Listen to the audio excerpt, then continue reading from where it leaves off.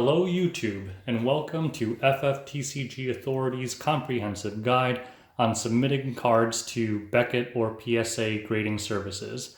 So what is Beckett or PSA? They're the two main companies that are in the business of grading trading cards. So when they grade trading cards, they basically guarantee that the card is authentic and also guarantee the condition of the card.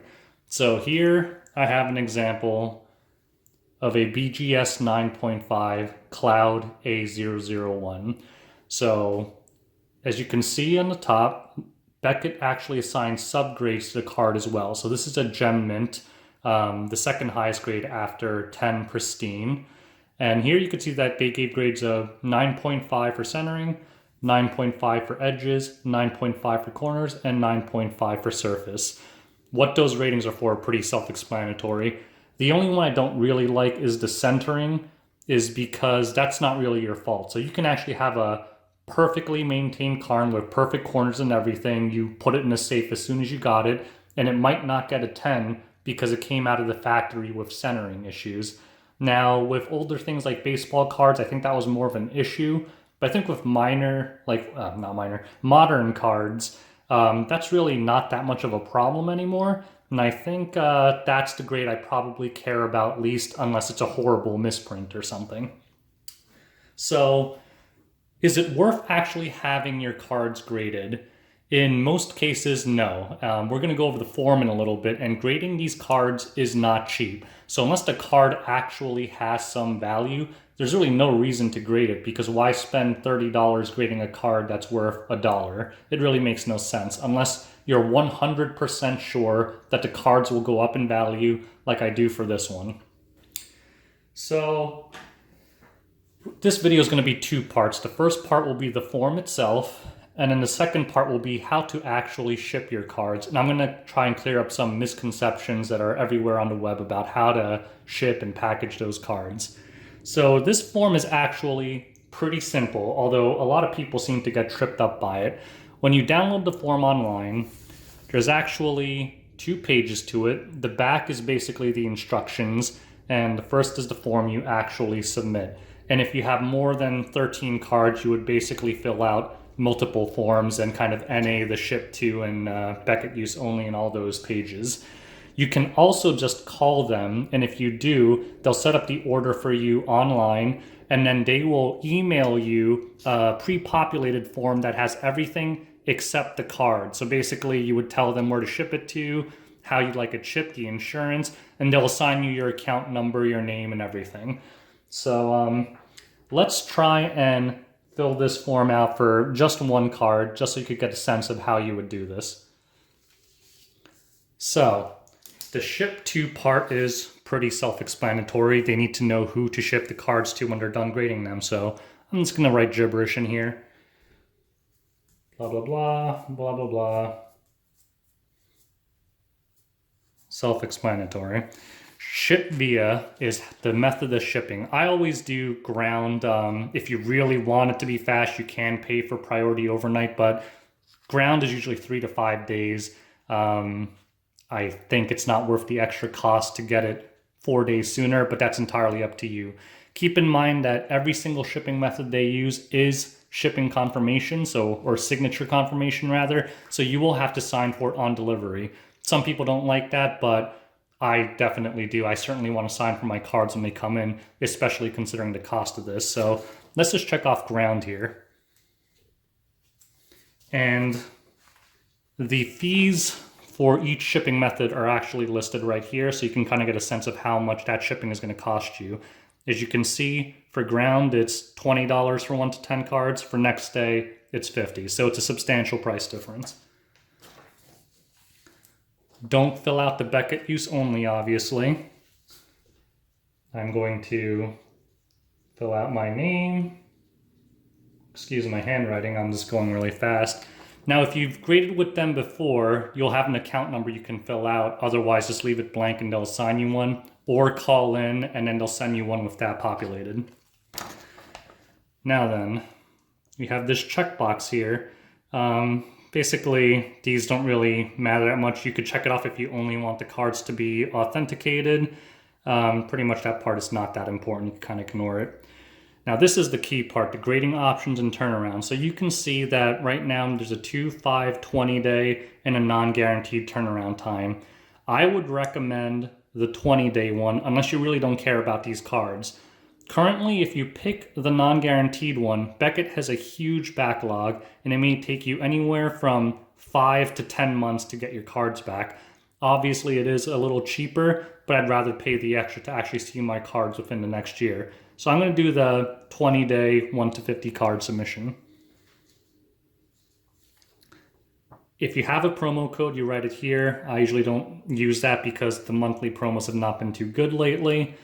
And then here is where you calculate everything. So I'm going to write up here first, actually. So let's say you're submitting Final Fantasy TCG cards. Obviously, that's not a sport. And also that area is so small, you probably couldn't even write in a sport name anyway. But I'm just going to write FFTCG, or you could just do a dashed line to cross it out. Quantity 1, let's say an Opus 1 card. So we'll say 2016. Now right here, Final Fantasy Opus 1. And of course I picked a gel pen, so it's very messy right now. And here is where you would want to write the card number. So just write the card number on the actual card itself. All FFTCG cards have a card number assigned to them. So I have eject here. So how do I take that out? Let's use this one. A Wave 1 1015L checked. So we'll write 1-015L. We write checked. And then the declared value, you can literally write whatever you want, but if you say $1, that's what they'll give you if they lose it or damage it. So I would be pretty honest about it unless you're willing to roll the dice and they might just steal your cards. Actually, they probably won't do that, but still, I like to put the actual value of the card. Let's say this one is $25. And I'm also going to specify here that it's Wave 1 because Beckett is not that familiar with FFTCG, and if you submit a Wave 1 card, they have their own registry note. They might just assign an Opus 1 and not give you that special distinction. Obviously, Wave 1 cards are more valuable. So the reason I'm doing this video actually is because I am currently about to submit part of my collection to Beckett for grading. So mostly just Wave 1 cards, Wave 1 legends primarily, or errata. So here you can see the Squall with the blade crossing his neck. This one's actually extremely rare and going up in value quickly. Even the non-foils are hitting $20, $25. So these are all foil legends or errata. For example, the Golem here, it says blocked instead of blocking. Golbez, Ramza, another case where the blade is crossing the neck. Titus, Wave 1 Cloud, you could see by the lower colon. And then here I just have a Gabranth promo. All of these cards are in mint condition, although some of them has some very, very mild whitening. So I'm thinking that some of them will probably come back a 9.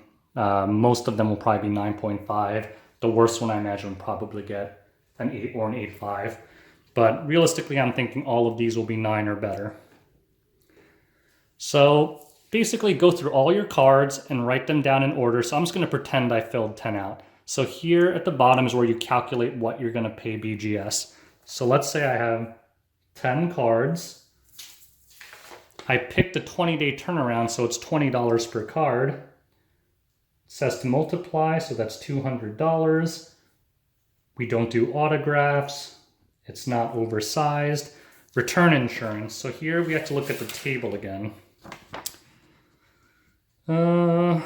Where is it? So at the bottom you see here insurance fees. So basically you have to pay the amount that the total of your cards comes out to. So let's say I say the total value of my cards is $999. It's in the 1 to 1,000 range, so the fee would be $10. So I will say $10. And then return postage is obviously this. We said 10 cards, ground service, so that'll be $20. Don't live in Texas, so ignore that. If you do live in Texas, as it says, add the sales tax. And then at the end, you add all of it together. So here it's $230, $240, $260. So basically, that will be the cost of grading this order, $260 for 10 cards. Think about it, it's $26 per card. This is not cheap, so don't bother grading your cards unless they're actually valuable cards. And here, you can fill out your payment options. I'm obviously not going to put my credit card in there. Let's say it's a Visa, 1, 2, 3, 4, 5, 6, blah, blah, blah, blah, blah, blah, blah, blah, blah. And you sign and date at the bottom. So this is basically how you fill out a Beckett form. If you want to submit more cards, you can either attach a list to it, they'll accept it, or print out this form again. Just put a line through these sections and make sure you put in the top right for the first page, page 1 of 1, and say page 2 of 2, 2 of 3, whatever it is on the subsequent pages so they know. And that's about it for the form. I know some people had some issues filling that out, so hopefully that was helpful. So let's go to another important part, how to actually package your cards. And I'm going to teach you the right way to do it. A lot of people have strong opinions on this, but I've submitted cards to Beckett before, and I think this is the best way. So here's what you'll need. Tape. Card sleeves, and I recommend non-perfect fits. Some cardboard. Bubble wrap. A bubble mailer. And card savers. As well as a little plastic bag. It could be anything. I use the bags that the card savers come in because it fits well. And then I also like to use this, but I'll explain what it's for. It's a top loader, but I don't actually put cards in it. So here, let's try and package this card. Here's another thing I'll kind of teach you, which I don't personally do. I don't think it's necessary, but some people will actually cut the tip of the sleeve off because they are worried that when they put the card in, they're going to snag the corner and tear up the card. So here, with the corner cut, there's really no way it just goes right in. I really don't think that's necessary, but if you have like OCD or something, I guess you could do that. I just put it in normally. I don't bother cutting the tips. Just be careful about it. If you're doing expensive cards, you're going to be careful anyway. Now here's going to be the most controversial part of the video. I do not use top loaders for submissions. People say you should use top loaders, even though both PSA and Beckett say use a card saver one. But if you read online, everyone will say PSA and Beckett are crazy. I would never trust my cards in a card saver. Do it in a top loader or your cards are going to be damaged. That is wrong, and I'll show you why. I think the thing people like about top loaders is that they're hard. They're pretty rigid compared to this flimsy card saver. But the way cards get damaged during shipping is not because the mailman is throwing rocks on top of it. It's because it's bouncing around during shipping and kind of chipping away at the edges of your cards. Now, I'm going to give you a visual example of why both of them recommend card savers and why top loaders are not the ideal choice. So here we have a card, a top loader. I'm going to put this in here. It's pretty safe, right? I mean, it's a top loader. Everyone loves them. They protect your cards. But let's say that it's in a box being mailed across the world and it's going to be moving. Let me just shake it and see what happens. The card came out. Now you could tape the top of it, but the point is this. Top loaders do not prevent movement.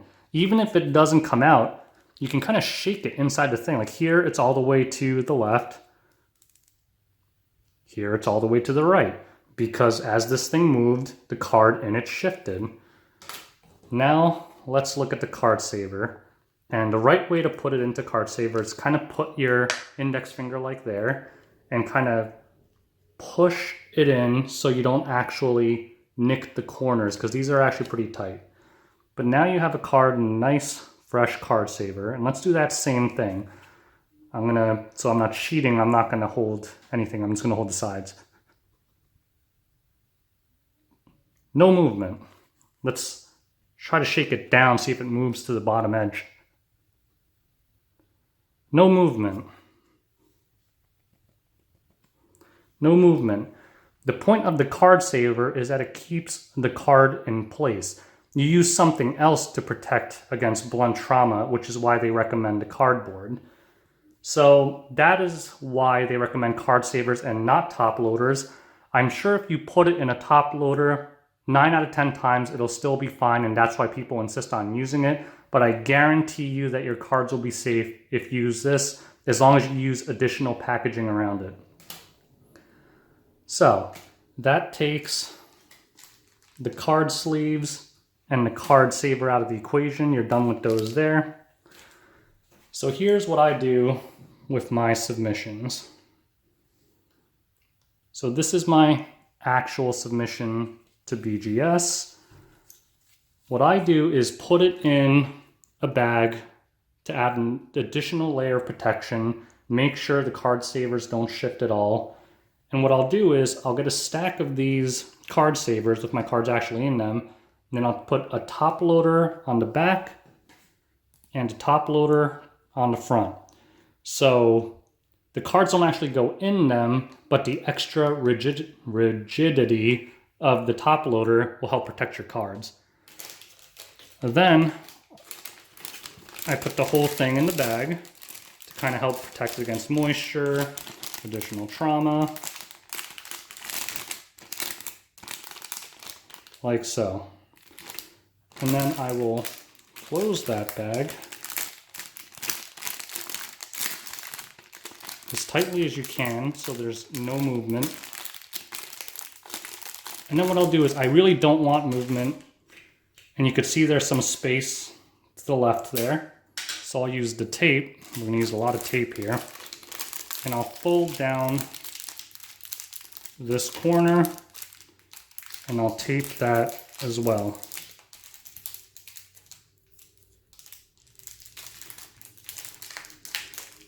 So now you basically have like a brick of cards.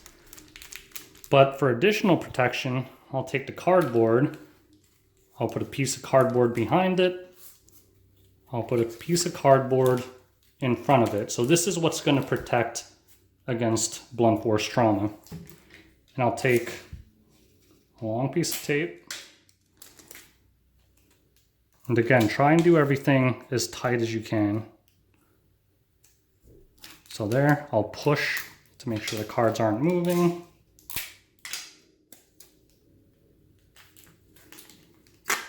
And then I'll tape that. And then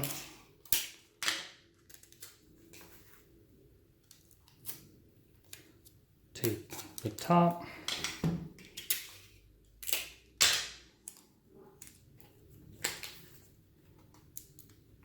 And the bottom. So basically you have this brick of cards like this.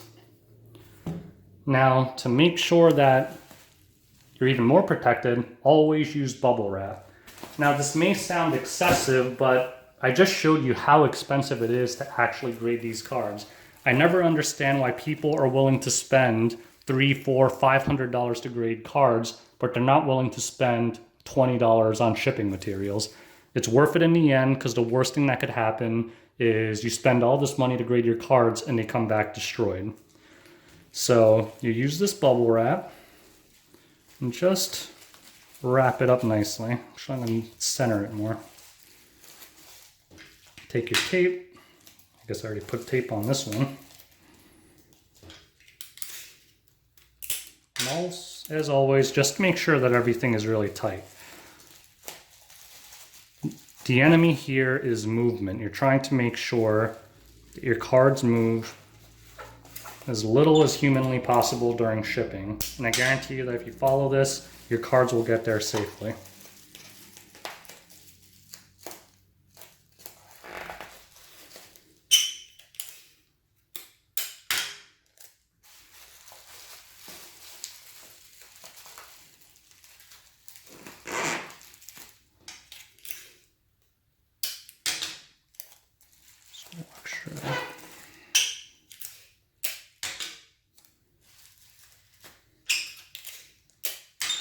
I know I'm going a little overboard on the tape here, but I want it to be as tight as possible. Now you have this ridiculous bubble wrapped brick covered in cardboard and top loaders and card savers. I guarantee you your cards will be fine if you ship like this. The last step I do is I'll get a bubble mailer. I literally just reuse the ones that people mail cards to me, because obviously you're not going to actually write the address on this. You will not end up shipping in this. You're going to put this in the box. So just put it in there. And then you have another layer of protection. Usually I use the waterproof ones, but this will be fine.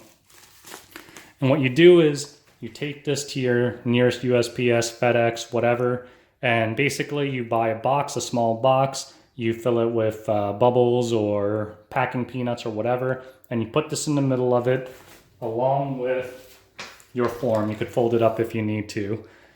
And then basically you seal up the box, and then you'll make sure you write the level of service on the outside if you have upgraded service. If you don't write 2-day, 5-day, or 20-day at the outside of the box, it might delay your returns.